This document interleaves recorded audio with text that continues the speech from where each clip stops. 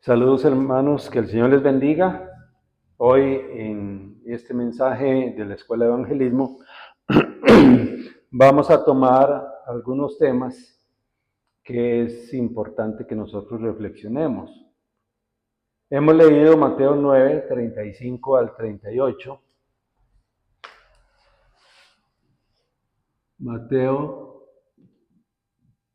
9, 35 al 38.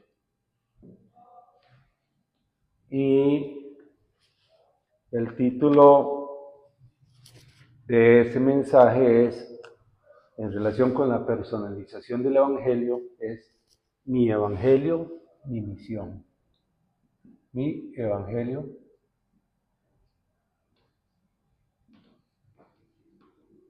mi misión.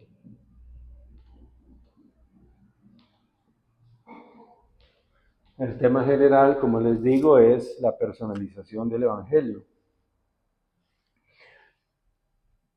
Nosotros como evangelistas de esta época y como llamados a proclamar el Evangelio en toda Latinoamérica, debemos personalizar el Evangelio y debemos tener muy claro el Evangelio. A raíz de los mensajes que hemos escuchado de los pastores que han estado con nosotros en su gira por Latinoamérica, que el tema ha sido la personalización del Evangelio, yo me he puesto a reflexionar y a hacerme algunas preguntas que yo creo que todos deberíamos hacernos. No digo que sean todas las preguntas que tenemos que hacernos, pero son al menos 7 preguntas que nosotros como evangelistas de esta época debemos hacernos. La primera tiene que ver con la lectura inicial, que hemos compartido y que es: tengo compasión por las almas. Tengo compasión por las almas.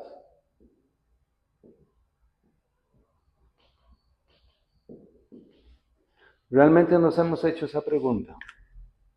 El Señor Jesús, en esta porción de la Escritura, dice en el versículo 36, al ver las multitudes tuvo compasión de ellas, porque estaban desamparadas y dispersas como ovejas que no tienen pastor. Cada persona que nosotros nos encontramos en nuestro diario quehacer, es un alma.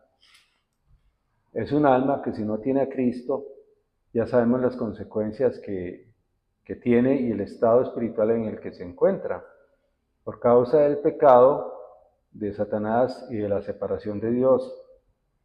Y eso nos debe llevar a cuestionarnos si tenemos compasión por las almas.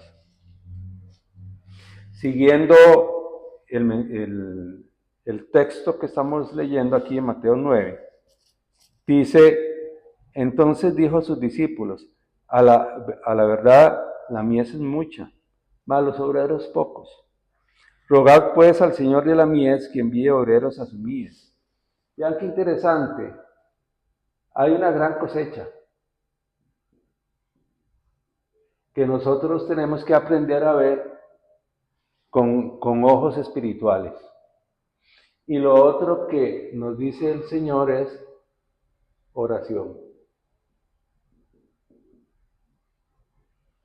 ¿Cómo me doy yo cuenta de que tengo compasión por las almas?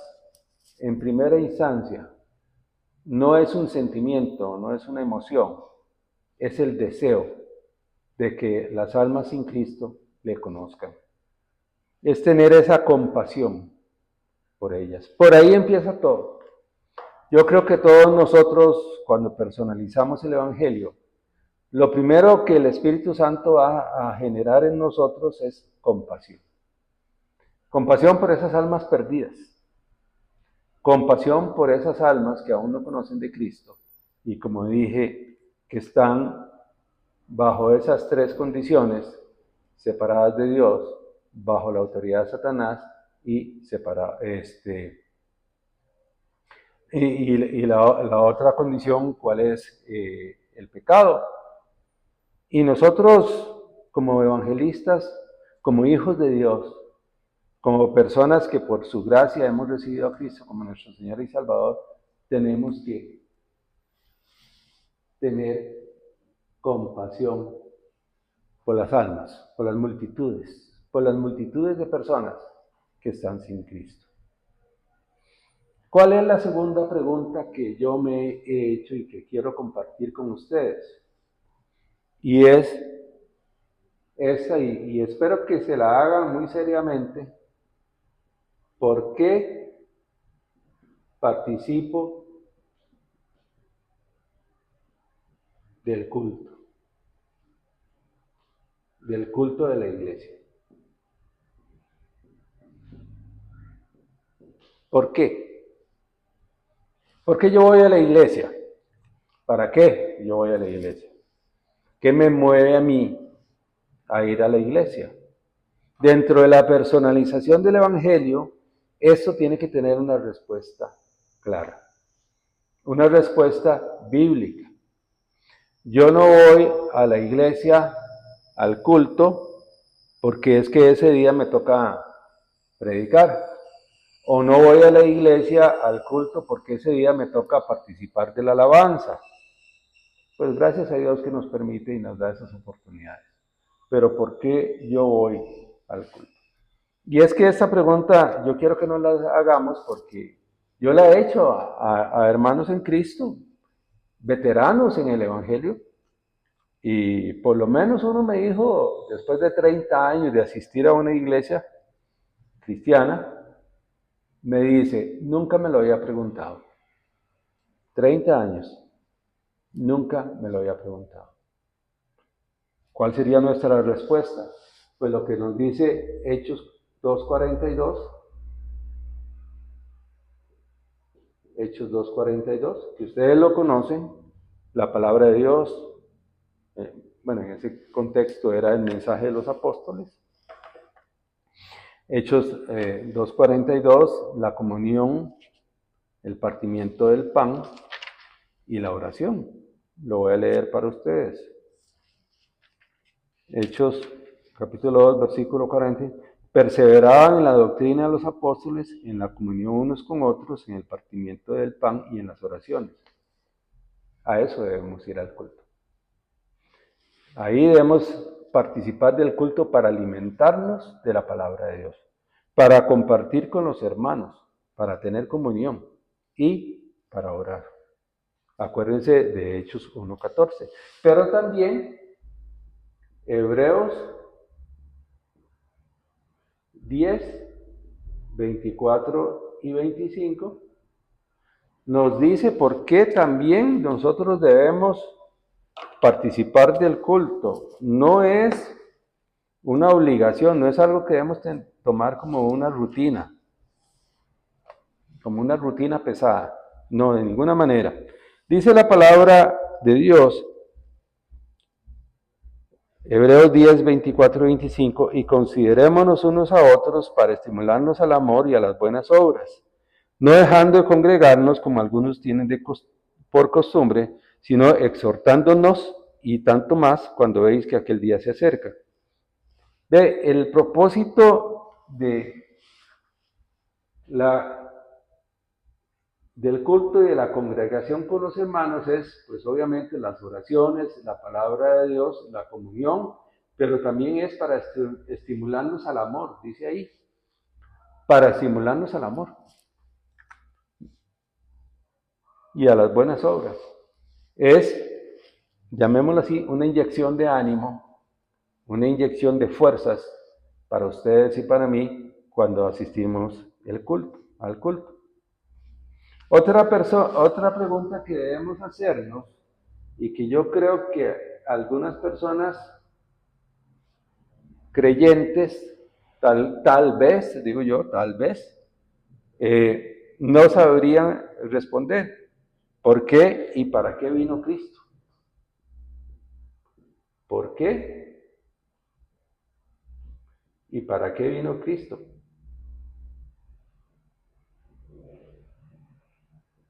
¿Por qué y para qué vino Cristo?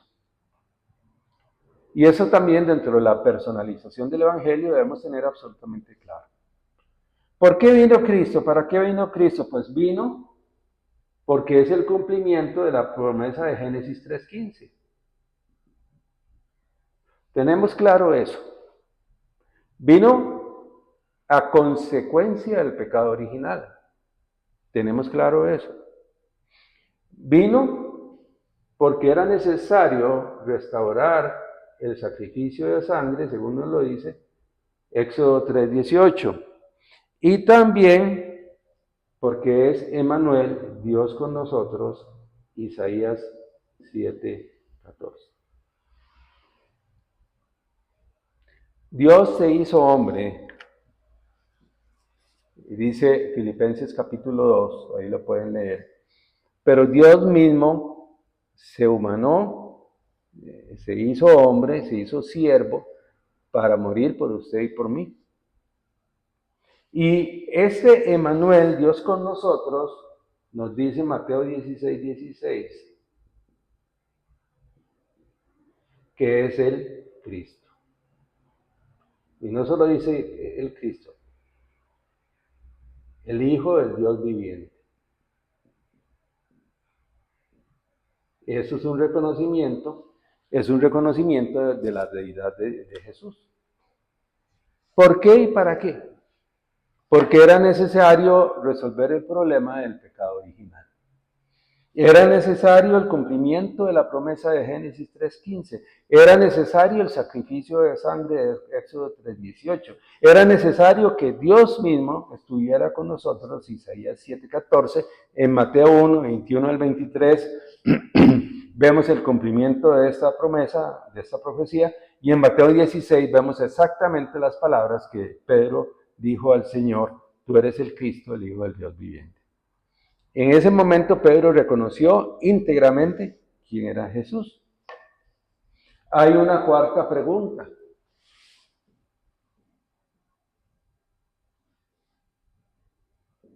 ¿Qué le diría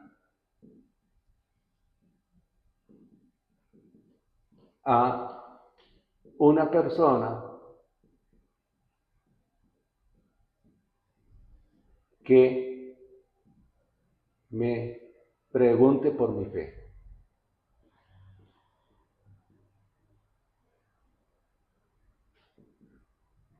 ¿Qué le digo yo a alguien? Díganme ustedes, si alguien le pregunta a usted, no sé en sus países, aquí nos dirían: ¿por qué usted es protestante? ¿Por qué usted es evangélico? ¿Por qué usted es cualquier denominación cristiana? ¿Por qué usted se salió del catolicismo? Como me han preguntado a mí. ¿Qué respuesta le voy a dar? Me cambié de religión. Esa no es una respuesta para un evangelista. Primera Pedro 3:15 nos dice que nosotros debemos estar preparados para presentar defensa con mansedumbre de nuestra fe. Lo voy a leer para ustedes. Está aquí unas paginitas más adelante. Vean lo que dice la palabra de Dios. Dice así: santificad a Dios el Señor en vuestros corazones y estad siempre preparados para presentar defensa con mansedumbre y reverencia ante todo el que os demande razón de la esperanza que hay en vosotros. ¿Qué le diríamos a alguien? ¿Qué razones le diríamos de que asistimos a una iglesia cristiana, asistimos a una iglesia evangélica, asistimos a una iglesia protestante, como quieran llamar? ¿Qué le diríamos? Y estas 4 preguntas que yo estoy mencionando ahorita: 1, tengo compasión por las almas; 2, ¿por qué participo del culto? 3, ¿por qué y para qué vino Cristo? Y 4, ¿Qué le diría a una persona acerca de mi fe? Estas 4 preguntas tienen que ver conmigo. Tienen que ver conmigo, con usted. Y tienen que ver con la personalización del Evangelio.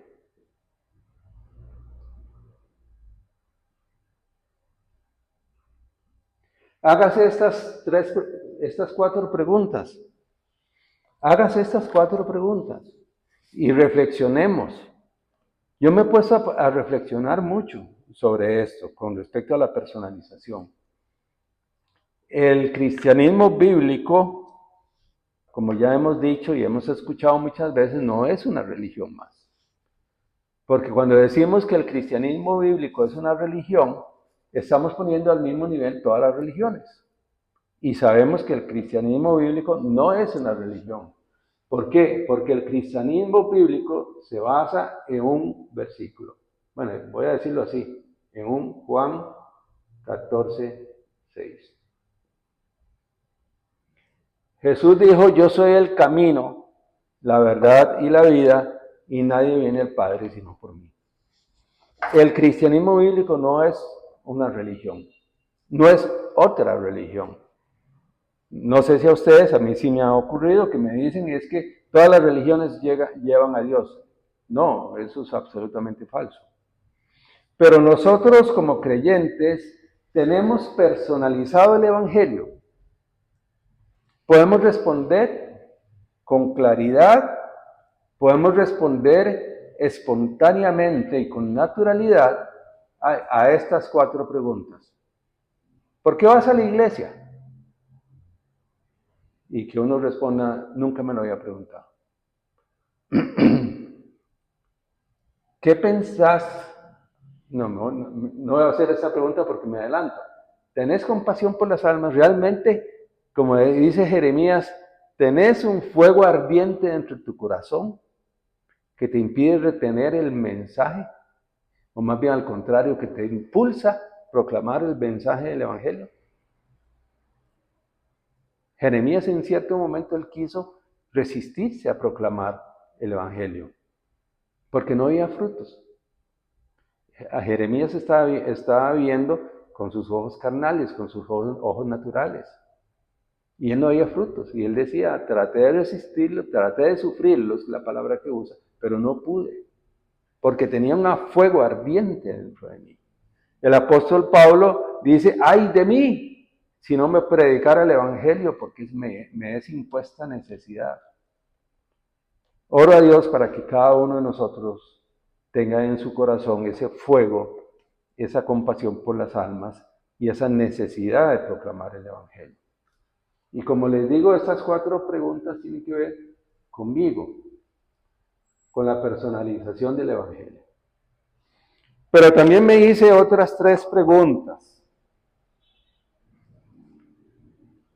Me hice otras 3 preguntas. Y quiero decir acá, estas 4 preguntas tienen que ver con Gálatas 2:20.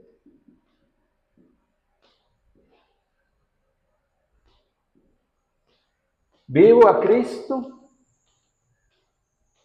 Ya no vivo yo, mas vive Cristo en mí. ¿Realmente lo vivimos? ¿O también es como un hábito, una costumbre, como una religiosidad? Gálatas 2:20, no voy a entrar en detalle, les queda a usted leer el contexto, pero Pablo dice, con Cristo estoy juntamente crucificado, y ya no vivo yo, mas vive Cristo en mí. Y lo que ahora vivo en la carne, lo vivo en la fe del Hijo de Dios, el cual me amó y se entregó a sí mismo por mí. Ya no vivo yo. O sea, ya mi yo quedó a un lado.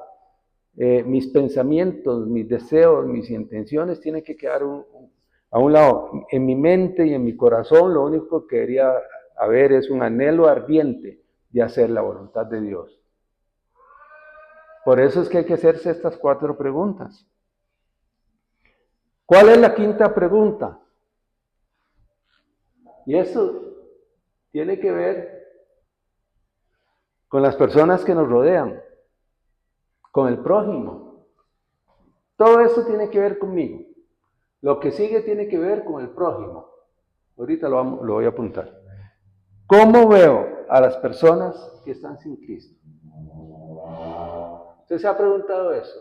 ¿Cómo veo a las personas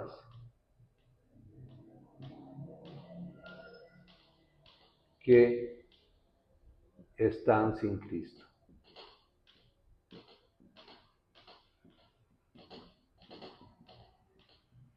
¿Cómo las veo? No estoy hablando de sus cualidades físicas. ¿Cómo las veo yo? Les mencioné, cada persona es un alma. Una alma sin Cristo es un alma que está separada de Dios, bajo la autoridad de Satanás y bajo el pecado. ¿Cómo lo veo yo? ¿Cómo lo ve usted? ¿Cómo ve un alma? Las respuestas están en Romanos, las respuestas bíblicas, 3:23. Por cuanto todos pecaron y están destituidos de la gloria de Dios. Y en Efesios capítulo 2, Efesios capítulo 2, versículos 1 y 2, y el 12, versículo 12. A mí me llama mucho la atención el versículo 12 de ese capítulo 2.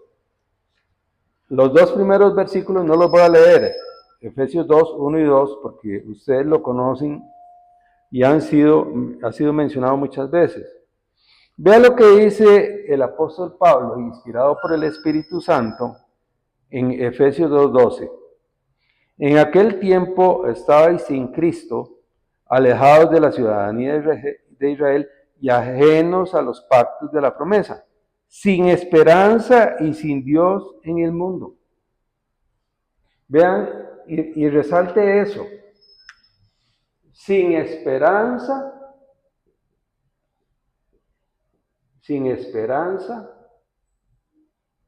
y sin Dios. Esa era la condición nuestra sin Cristo en el mundo. Esa era la situación suya y la mía antes de conocer de Cristo.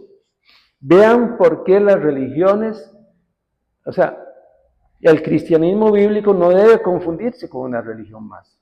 Porque aquí el apóstol Pablo, inspirado por el Espíritu Santo, nos estaba diciendo, en aquel tiempo, antes de conocer al Señor Jesucristo, ustedes estaban sin esperanza y sin Dios en el mundo. ¿Cómo así?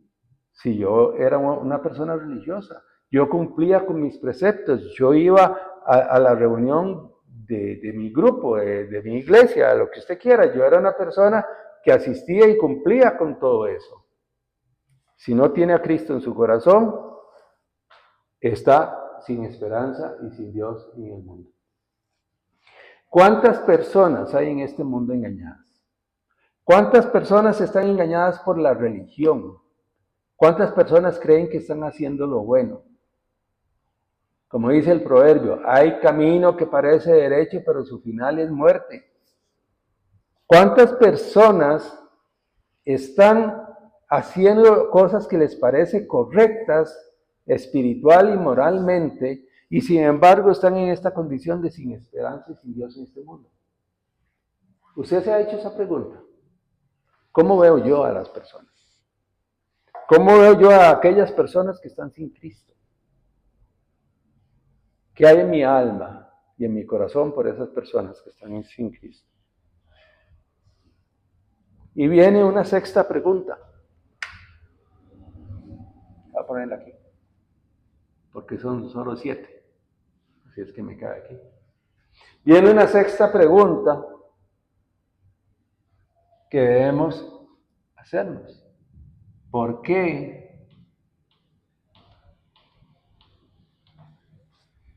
estas personas sin Cristo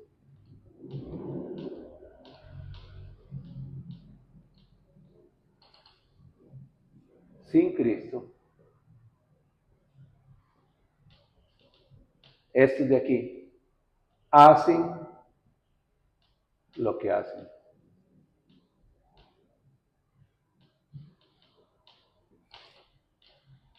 Podemos hablar de que hacen lo que hacen desde un punto de vista espiritual, su religiosidad, desde un punto de vista de su maldad, desde un punto de vista de conducta general o de incluso de reticencia hacia la fe. Porque estas personas sin Cristo hacen lo que hacen. Tienen opción.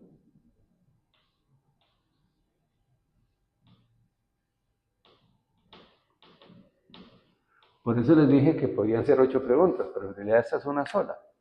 Estas personas que están sin Cristo, ¿cuál es la condición? ¿Por qué hacen lo que hacen? Y aquí tenemos que aprender a ver con ojos espirituales a las almas que están sin Cristo. ¿Qué es lo que nos dice la palabra de Dios? Pues nos habla de los 6 estados del no creyente. ¿Recuerdan? Del no creyente.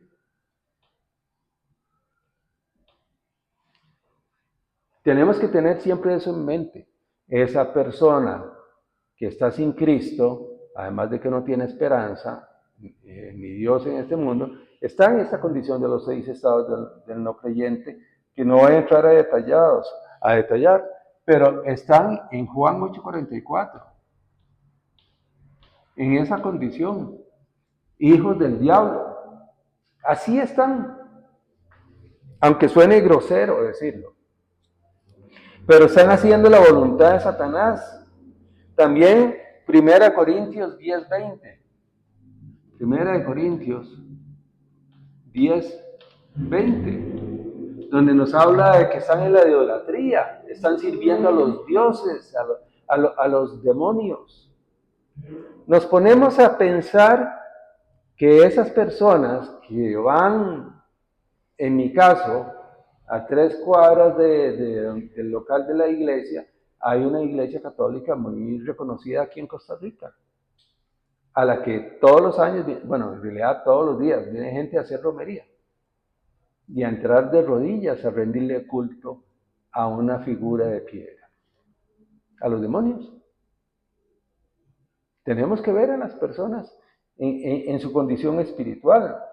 1 Corintios 12:2. Ese sí lo voy a leer. 1 Corintios 12:2. Vean lo que nos dice la palabra de Dios. Sabéis que cuando erais gentiles se os extraviaba llevándoos como se os llevaba a los ídolos mudos. Vean las palabras, escuchemos las palabras. Cuando éramos gentiles, o sea, no miembros de la iglesia, se os extraviaba. Esas personas que vienen a adorar ídolos están perdidos. Es más, y los líderes religiosos los pierden aún más, los extravían, como se os llevaba a los ídolos mudos. Esa es la condición espiritual. ¿Por qué esas personas hacen lo que hacen? ¿Por qué esas personas van y adoran ídolos? La respuesta está aquí, en su condición espiritual de separada de Dios y las consecuencias de eso. Y las voy a leer muy rápidamente. Hijos del diablo, ya lo sabemos, la idolatría, los problemas mentales, los problemas físicos, la consecuencia más grave de toda la vida después de la muerte, vida en el infierno por la eternidad. Las herencias a las próximas generaciones. Tiene esto que ponernos a pensar. Tiene esto que ponernos a pensar respecto a qué estamos haciendo nosotros. ¿Qué vamos a hacer? ¿Por qué estas personas hacen lo que hacen? ¿Por qué? ¿Qué es lo que lleva? Y todo esto que está en rojo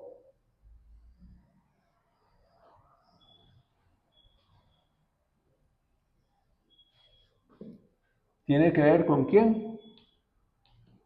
Con el prójimo.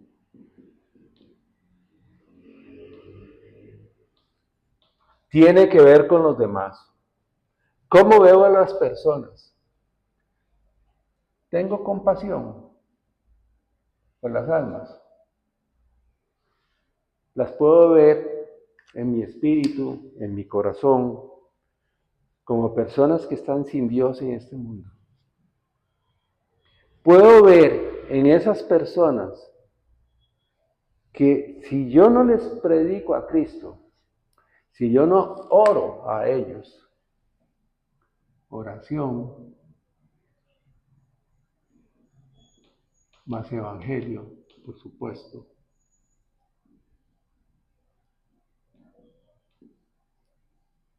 Eso es lo que ellos necesitan.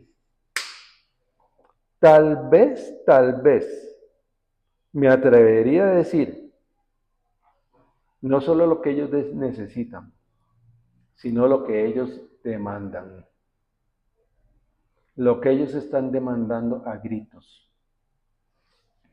Y me viene a la mente, ahora que digo a gritos, lo que el carcelero de Filipos prácticamente suplicó a Pablo y a Silas. Voy a ponerlo aquí. Es que falta una pregunta, que es un desafío, pero voy a ponerlo acá.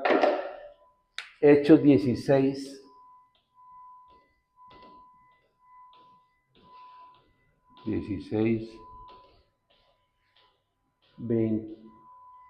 29 al 31.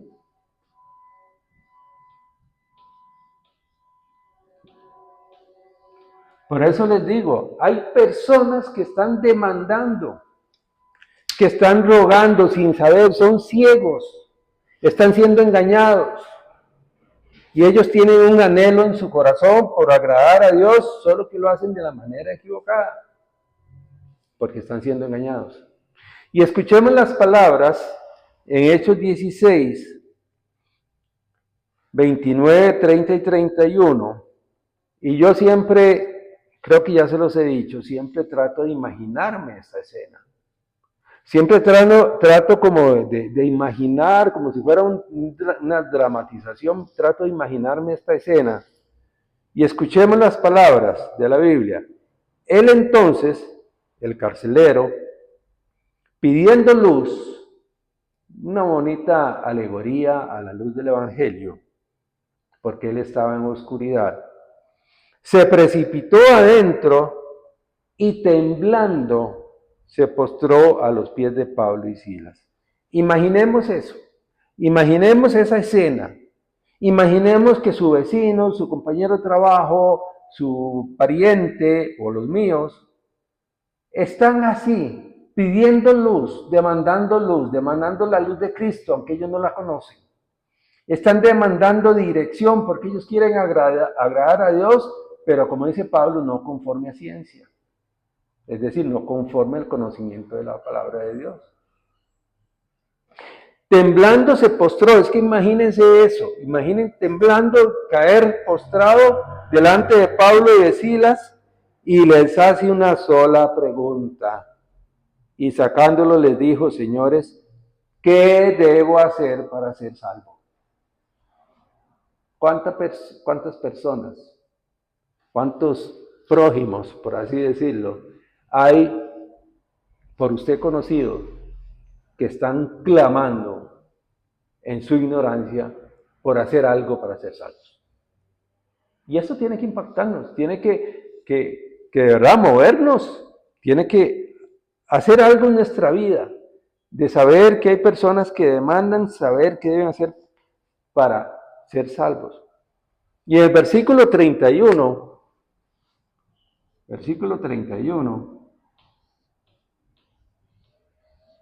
vean el mensaje del Evangelio tan simple y tan sencillo. Le dicen, y ellos dijeron, cree en el Señor Jesucristo y serás salvo. Vean qué sencillo.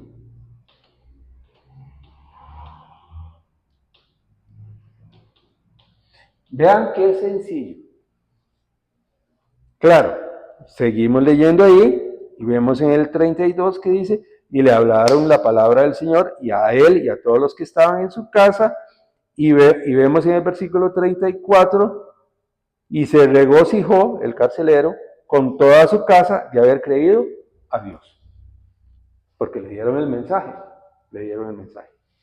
por supuesto. Le compartieron la palabra de Dios.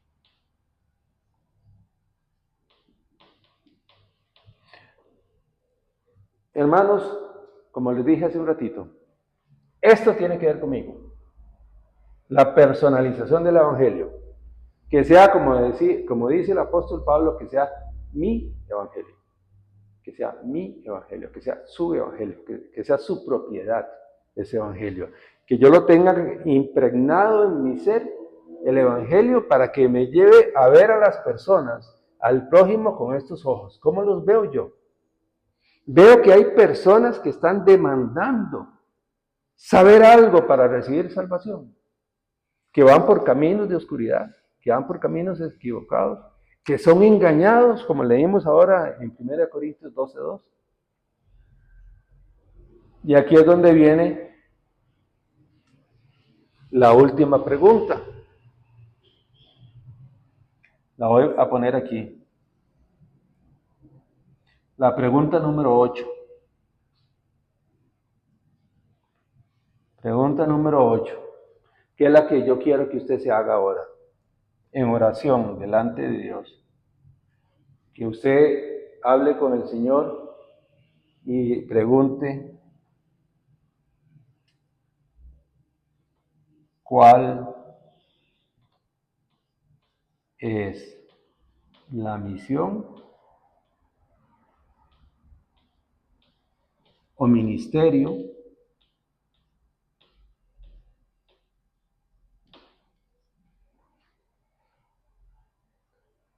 para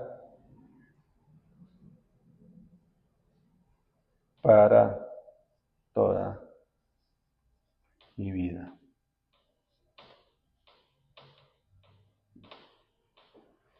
¿Qué va a hacer usted? ¿Qué voy a hacer yo? Y esto tiene que ver, voy a apuntarlo aquí, lo voy a decir despacio para que lo anoten ahí, con Isaías 43, verso 7,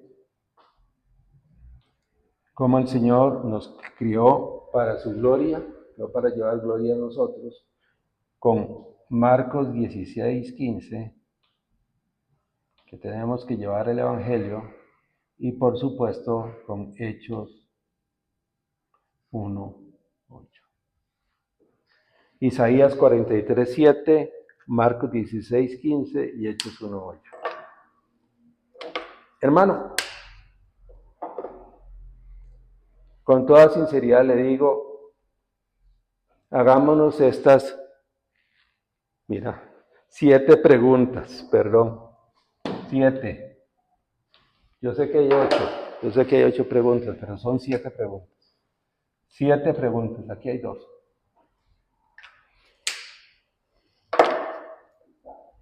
¿Y usted se ha hecho estas 7 preguntas o algunas parecidas? ¿Cuál es su respuesta? ¿Cuál es su respuesta? ¿Cuál es su interés por la evangelización? ¿Cuál es su interés por la personalización del Evangelio? ¿Cuál es su interés por tener compasión por las almas? ¿Cuál es nuestro interés por llevar el Evangelio a todo lugar? Y sobre todo, ¿cuál es nuestra misión o ministerio para toda la vida? ¿Qué voy a hacer? ¿Qué va a hacer usted? ¿Qué voy a hacer yo?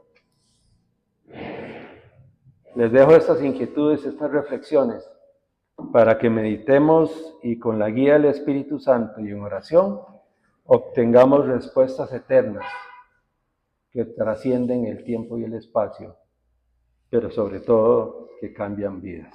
Vamos a orar. Señor, te damos gracias por tu palabra. Gracias, Señor, porque tu Espíritu Santo inquieta nuestros corazones para buscar tu deseo, tu voluntad. Oramos, Señor, para que hagamos un verdadero examen, que personalicemos el Evangelio y que comprendamos la trascendencia de ser tus testigos, ser esos evangelistas que sanan nuestros campos. En el nombre de Jesús, el Cristo, el Hijo del Dios viviente, yo te ruego que cada obrero, cada pastor, cada misionero, cada uno de nosotros disponga un corazón para que podamos llegar a decir como Pablo, me es impuesta necesidad, ay de mí si no predicara el Evangelio. Que en cada uno de nosotros haya ese corazón, que haya disposición, que recibamos fuerzas por medio de tu palabra y por medio de la oración, y que todo lo que hagamos sea para tu gloria. En el nombre de Jesús el Cristo. Amén. Que Dios los bendiga. Muchas gracias. Que tengan un excelente día.